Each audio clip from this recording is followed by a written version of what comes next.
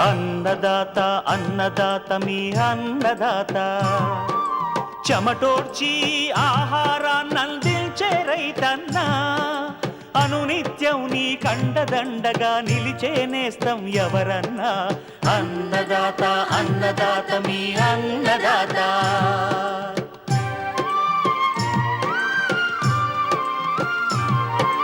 నూతన రీతుల సాగుబడికి నూరింతలు పెరిగే దిగుబడికి సూచనలిచ్చే సస్య రక్షణకు పశు పోషణకి శాస్త్ర విజ్ఞానం అందించి ముందుకు నడిపే తెలుగు రైతు భారతదేశానికి మకుటం అయ్యేలా తీర్చిదిద్దే ఆశయంతో మిమ్ము మేలు కొలిపేది అన్నదాత అన్నదాత అన్నదాత మీ అన్నదాత అన్నదాత అన్నదాత మీ అన్నదాత. అన్నదాత ప్రేక్షకులకు నమస్కారం. ఈనాటి ముఖ్యాంశాలు: ఉమ్మడి నెల్లూరు జిల్లాకు అనువైన రబీ వరి రకాలు, అధిక వర్షాల అనంతరం ఏజెన్సీ ప్రాంతంలో సాగవుతున్న పత్తిలో పోషక యాజమాన్యం, యాసంగి ఉల్లి సాగు వివరాలు,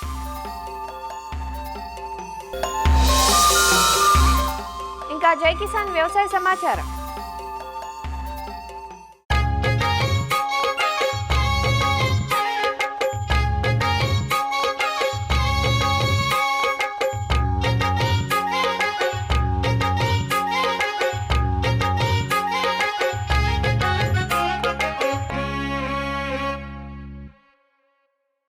ఆంధ్రప్రదేశ్లోని దక్షిణ మండలం క్రిందకు వచ్చే ఉమ్మడి నెల్లూరు, కడప, చిత్తూరు జిల్లాల్లో వ్యవసాయం కాస్త భిన్నంగా ఉంటుంది.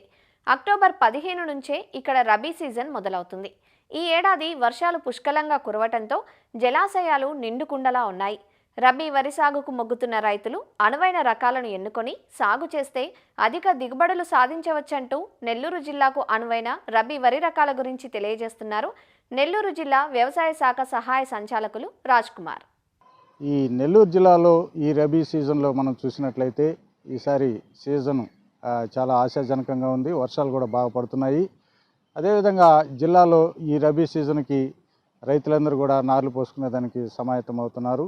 కాబట్టి మనకు ఈ రబీ సీజన్కి ఎలాంటి రకాలు మనం వేసుకుంటే మంచి దిగుబడులు సాధించవచ్చు చూసినప్పుడు ఈ బీపీటీ 5204 అనేది అనేక సంవత్సరాల నుంచి కూడా నెల్లూరు జిల్లాలో సాగు చేయబడుతున్నది. ఇది సూపర్ ఫైన్ రకము.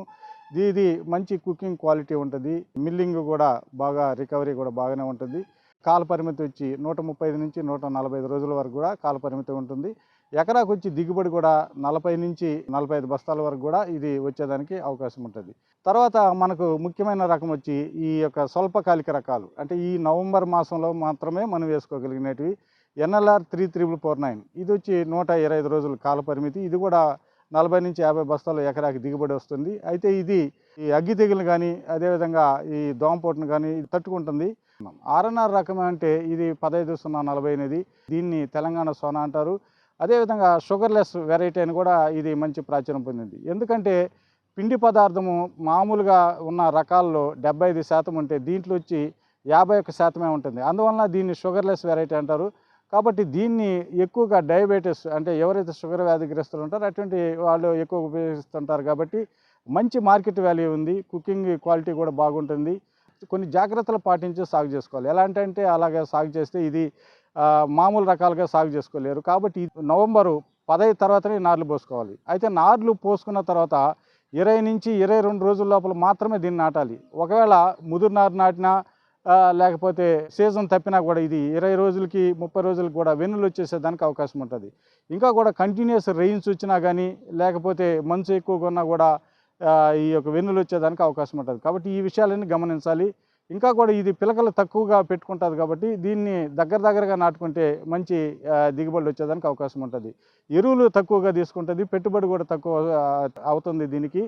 కాబట్టి ఇలాంటి జాగ్రత్తలన్నీ కూడా పాటించినప్పుడే ఈ RNR వెరైటీని రైతులు సాగు చేసుకోవాలి.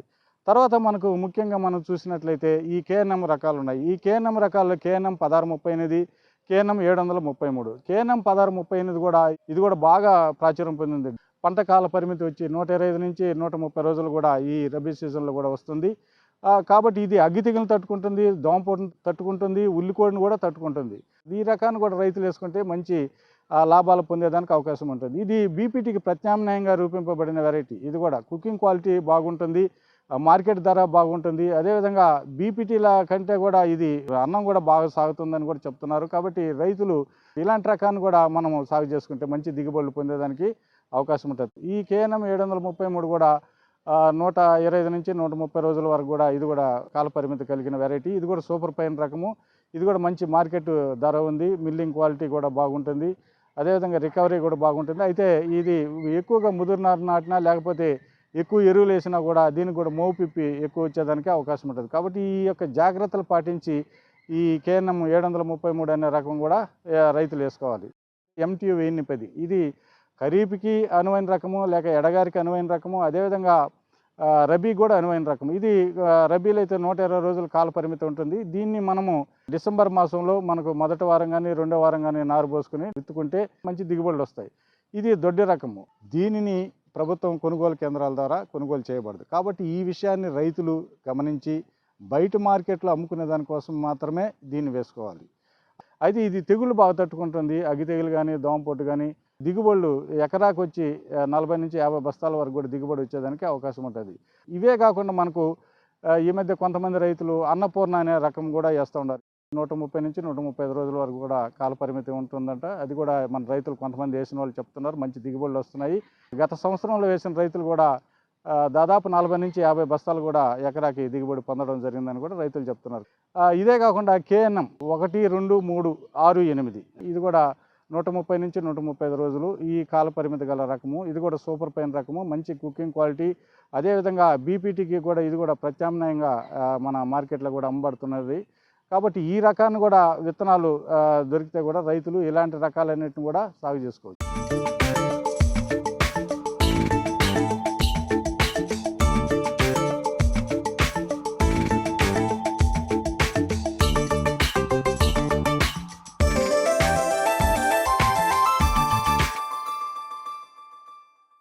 తొలకరి ప్రారంభంలో సకాలంలో విత్తిన ప్రతి పైరు తీతలు జరుగుతుండగా ఏజెన్సీ ప్రాంతంలో జూలై, ఆగస్టు మాసాల్లో విత్తిన పైరు పూత కాయదశలో ఉంది. ప్రస్తుతం కురుస్తున్న వర్షాలకు పైరులో పోషక లోపాలు తలెత్తి సరిగా ఎదగటం లేదంటూ రైతులు ఆందోళన చెందుతున్నారు.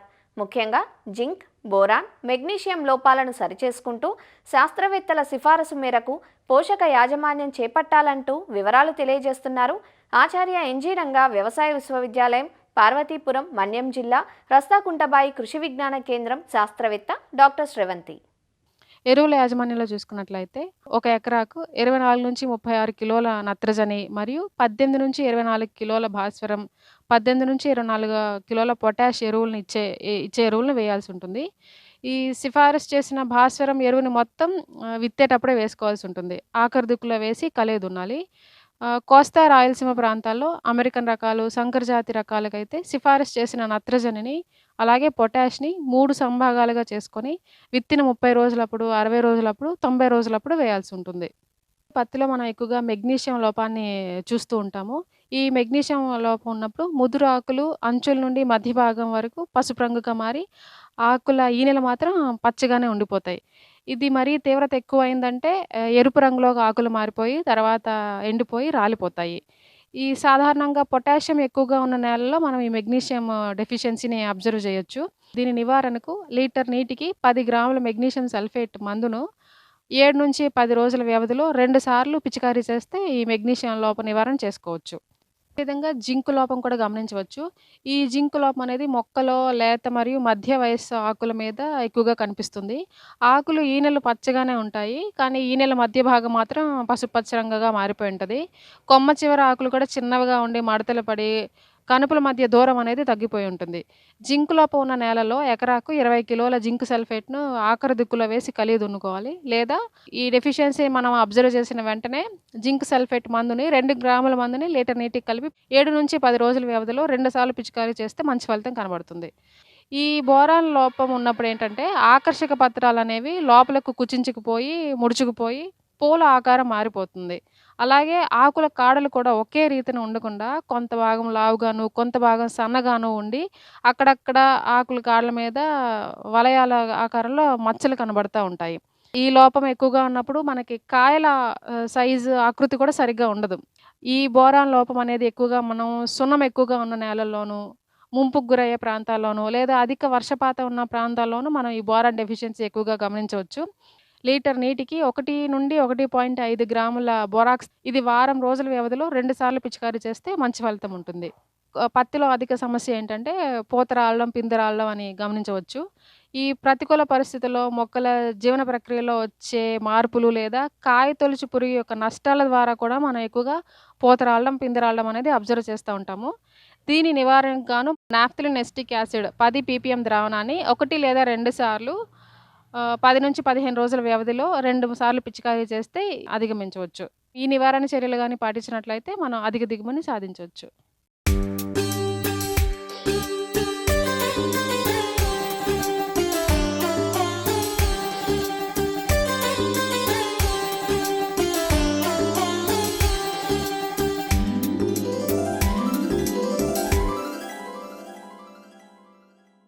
కూరగాయగా, మసాలా దినుసుగా ఉపయోగపడే దుంప పంట ఉల్లిగడ్డ.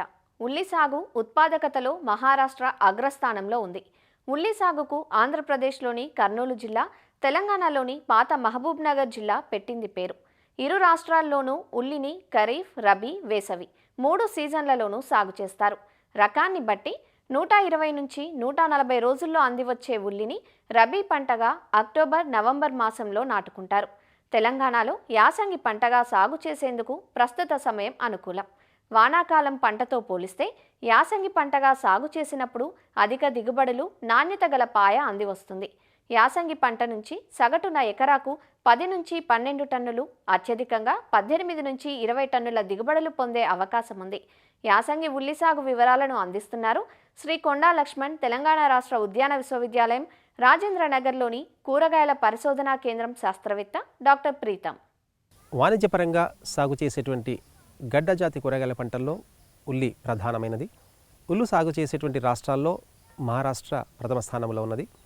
ఇక తెలంగాణ విషయానికి వస్తే 45,577 హెక్టార్లలో సాగు చేయబడుతూ 4.5 లక్షల మెట్రిక్ టన్నుల దిగుబడి సాధిస్తున్నాం. మన రాష్ట్రంలో సాగు చేస్తున్న జిల్లాల్లో గద్వాల, సంగారెడ్డి, వికారాబాద్, నిజామాబాద్, వనపర్తి మరియు నారాయణఖేడ్ ప్రధానమైనవి. ఉల్లి సాగు చేయడానికి అనువైన వాతావరణ విషయానికి వస్తే 13.5 డిగ్రీల సెంటీగ్రేడ్ నుండి 22 డిగ్రీల సెంటీగ్రేడ్ పగటి ఉష్ణోగ్రతలు చాలా అనుకూలం. అధిక వేడి, అధిక చలి తట్టుకోదు. ఇక నేలల విషయానికి వస్తే సారవంతమైన గరప నేలలు ఉల్లి సాగు చాలా అనుకూలం. నీరు ఇంకేటువంటి నేలలు, నీరు నిల్వ ఉండే నేలలు అనుకూలం.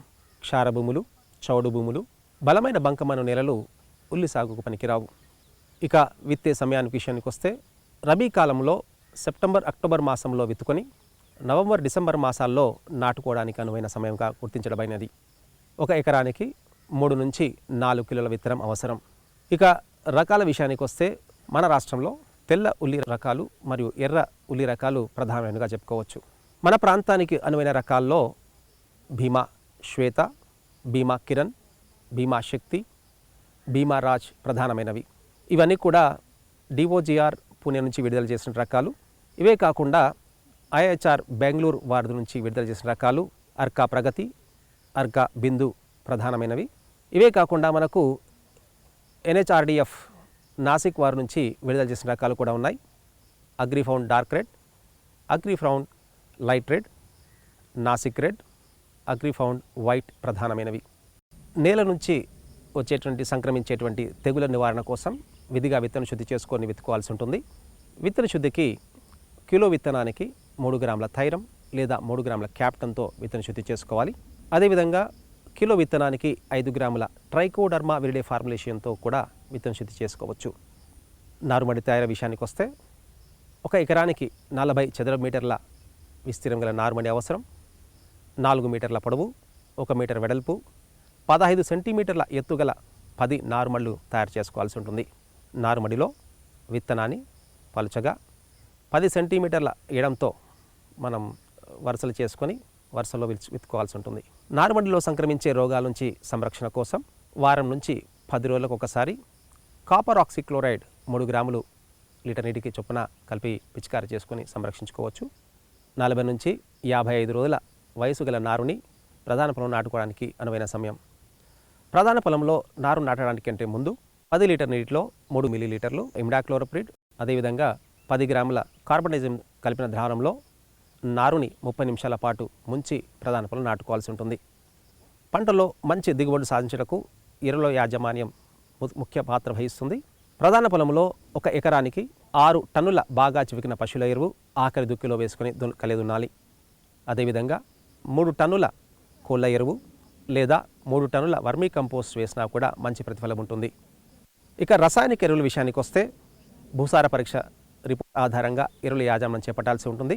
ఆఖరి దుక్కిలో 35 కిలోల యూరియా, 100 కిలోల సింగిల్ సూపర్ ఫాస్ఫేట్, 40 కిలోల మ్యూరేట్ ఆఫ్ పొటాష్ని వేసుకోవాల్సి ఉంటుంది. నారు నాటిన 30వ రోజు 30 కిలోల యూరియా, నారు నాటిన 45వ రోజు 30 కిలోల యూరియాని పైపాటుగా అందించాల్సి ఉంటుంది. ఈ రసాయనిక ఎరువులతో పాటు 2 కిలోల అజిటోబ్యాక్టర్, 2 కిలోల ఫాస్ఫరస్ సాల్యుబులైజింగ్ బ్యాక్టీరియా ఫాస్ఫోబ్యాక్టీరియా 100 కిలోల పశువుల ఎరువులో కలుపుకొని వారం రోజుల పాటు చెట్టు నీళ్లు చల్లుతూ ప్రధాన పొలంలో వేసుకోవాల్సి ఉంటుంది. అదేవిధంగా సూక్ష్మ పోషక లోపాల సవరణ కోసం దుక్కిలో 4 కిలోల జింక్, అదేవిధంగా బోరాక్స్ వేసుకోవాల్సి ఉంటుంది. ఒకవేళ సూక్ష్మ పోషక ఎరువుల్ని దుక్కిలో వేసుకున్నట్లయితే పైపాటుగా లోప లక్షణాలు కనిపించగానే జింక్ సల్ఫేట్ 5 గ్రాములు 1 లీటర్ చొప్పున పిచికారి చేయాల్సి ఉంటుంది. అదేవిధంగా బోరాన్ లోప సవరణ కోసం డైసోడియం ఆక్టాబోరేట్ 1.5 నుంచి 2 గ్రాములు 1 లీటర్ చొప్పున పిచికారి చేసుకోవాల్సి ఉంటుంది. నీటి యాజమాన్య విషయానికి వస్తే ఒక పంట కాలంలో 16 నుంచి 18 నీటి తడులు అవసరం. నేల స్వభావాన్ని బట్టి, వాతావరణ పరిస్థితులను బట్టి 7 నుంచి 10 రోజులకు ఒక నీటి తడి ఇవ్వాల్సి ఉంటుంది. గడ్డ ఊరే దశలో నారు నాటిన 70 రోజులప్పుడు దగ్గరగా 5 నుంచి 6 రోజులకు ఒక తడి ఇవ్వాల్సి ఉంటుంది. ఉల్లి సాగులో కలుపు సమస్యని అధిగమించడానికి నారు నాటిన 2 రోజులలోపు ఆక్సిఫ్లోరిఫెన్ 1.5 నుంచి 2 మిల్లీలీటర్లు 1 లీటర్ చొప్పున కలిపి పిచికారి చేయాల్సి ఉంటుంది. లేదా పెండిమిథాలిన్ 30% ఈసీ మందు 3.5 నుంచి 4 మిల్లీలీటర్లు 1 లీటర్ చొప్పున కలిపి పిచికారి చేసినట్లయితే 30 రోజుల వరకు కలుపును అధిగమించవచ్చు. నారు నాటిన 40-45 రోజులప్పుడు కూలీలతో ఒకసారి కలుపు తీయించి మట్టిని ఎగదోయాల్సి ఉంటుంది. ఇక ఉల్లి పంటలో వచ్చేటువంటి సమస్యల్లో తామర పురుగులు, ఆకుమచ్చ తెగులు ప్రధానమైనవి. ఈ తామర పురుగులు అనేవి ఆకులను ఆశించి గోకి రసాన్ని పీలుస్తాయి. ఈ పురుగుల నివారణ కోసం మనకు రంగు చాట్లు పెట్టుకోవాల్సి ఉంటుంది. అదేవిధంగా ఫిప్రోనిల్ 2 ml 1 లీటర్ చొప్పున పిచికారి చేసి నివారించుకోవచ్చు. ఆకుమచ్చ తెగులు నివారణ కోసం కాపర్ ఆక్సిక్లోరైడ్ 3 గ్రాములు 1 లీటర్ చొప్పున పిచికారి చేసుకోవాల్సి ఉంటుంది. లేదా మ్యాంకోజెబ్ 3 గ్రాములు 1 లీటర్ చొప్పున పిచికారి చేసి నివారించుకోవచ్చు. ఉల్లి సాగులో ఒక ప్రధానమైనటువంటి సమస్య బోల్టింగ్ అంటాం. ఉల్లి శాఖీయ పెరుగుదల పూర్తిగా కాకమునిపే పుష్ప విన్యాసం రావడాన్ని బోల్టింగ్ అంటాం. ఈ సమస్య పొటాష్ లోపించినప్పుడు జన్యుపరమైన లోపాల వలన మెకానికల్ ఇంజురీస్ అంటే మనము పనిముట్టుతో పనిచేసేటప్పుడు మొక్కలకు గాయాలవడం వల్ల ఈ సమస్య వస్తుంది. దీని నివారణకు పొటాష్ ఎరువులను వేసుకోవాల్సి ఉంటుంది. మంచి నాణ్యమైన విత్తనాన్ని ఎంపిక చేసుకొని విత్తుకోవాల్సి ఉంటుంది. ఇక కోత విషయానికి వస్తే పంట రకాన్ని బట్టి నాటిన 110 నుంచి 125, 130 రోజులకు కోతకు వస్తుంది. 50% మొక్కలు నేల కొరిగినప్పుడు లేదా 50% మొక్కలు యొక్క ఆకులు పసుపు రంగు మారినప్పుడు ఉల్లి కోతను కోయాల్సి ఉంటుంది. సాధారణంగా రబీ కాలంలో 120 నుంచి 140 క్వింటల్ల దిగుబడి వస్తుంది ఎకరానికి. మంచి నాణ్యమైన, మంచి రంగు, మంచి బరువు ఉన్నటువంటి ఉల్లిగడ్డలను సేకరించి గ్రేడింగ్ చేసి 10 నుంచి 12 రోజుల పాటు చెట్టు నీడల్లో ఆరబెట్టినట్లయితే మంచి క్యూరింగ్ జరిగి ఉల్లిగడ్డల మీద పొర మంచి రంగు, నాణ్యత కలిగి ఉంటుంది. ఈ విధంగా చేసినట్లయితే పంట నిల్వల్లో కూడా మనకు ఎటువంటి రోగాలు బారిన పడకుండా ఉంటుంది. మంచి రంగు ఉంటుంది, మార్కెట్లో మంచి రేటు కూడా వస్తుంది. ఇటువంటి యాజమాన్య చర్యలన్నీ కూడా ఆచరిస్తారని కోరుకుంటున్నాను.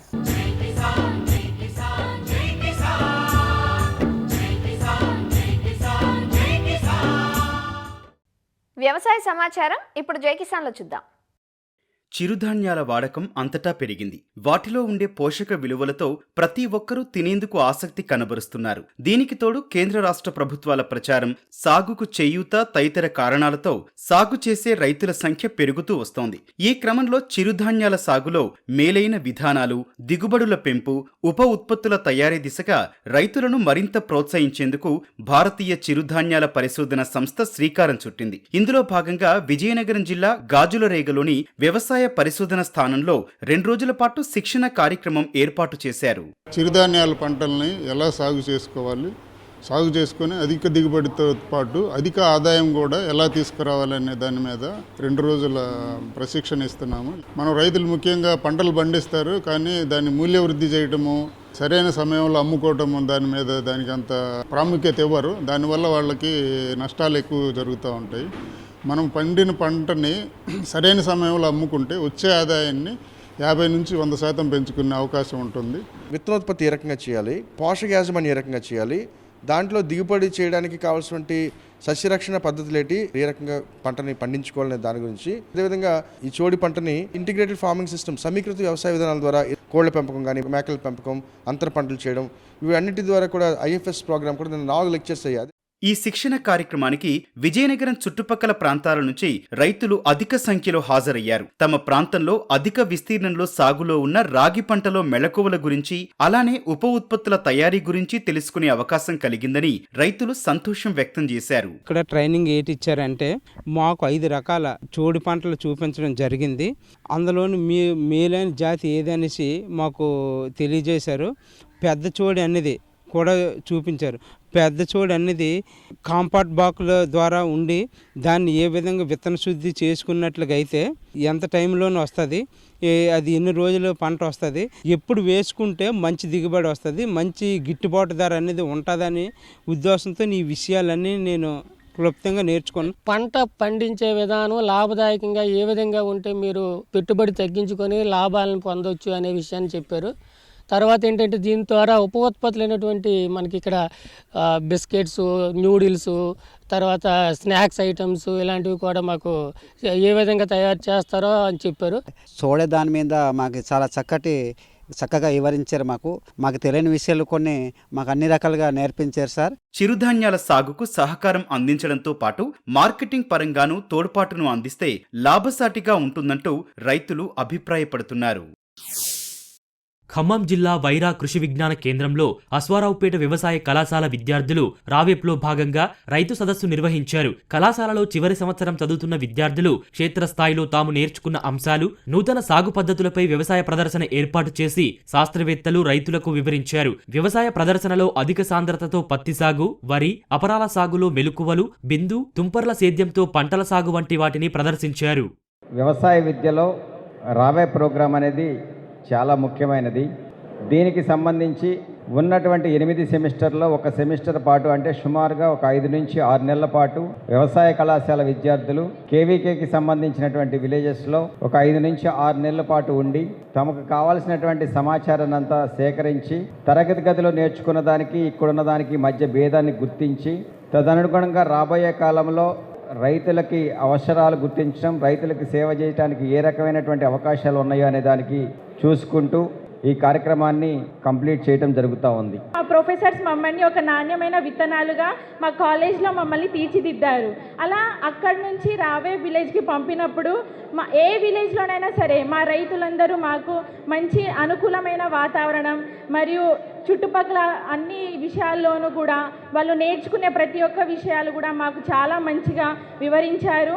ఈ ప్రోగ్రాం ద్వారా మేము తెలుసుకున్నది ఏంటంటే ఎరువుల వినియోగం ఎలా ఉంది, వ్యాధి మరియు కీటక నియంత్రణ ఎలా చేస్తున్నారు అని అనేక విషయాలు రైతుల నుంచి తెలుసుకున్నాము. మాకు మా హోస్ట్ ఫార్మర్స్ అందరూ మరియు విలేజ్లో ఉన్న రైతులందరూ చాలా సపోర్టివ్గా ఉన్నారు. మరిన్ని విభిన్న అంశాలతో రేపటి అన్నదాతలో మళ్ళీ కలుసుకుందాం. నమస్కారం. అన్నదాతలు తమ సందేహాలు, సమస్యలను 1800-425-4085 టోల్ ఫ్రీ నెంబర్లో ఉదయం 10 గంటల నుంచి 11 గంటల మధ్య పని దినాలలో సంప్రదించగలరు. ఈ కార్యక్రమాన్ని యూట్యూబ్లో www.youtube.com/annadaata ETV లింక్ ద్వారా వీక్షించవచ్చు.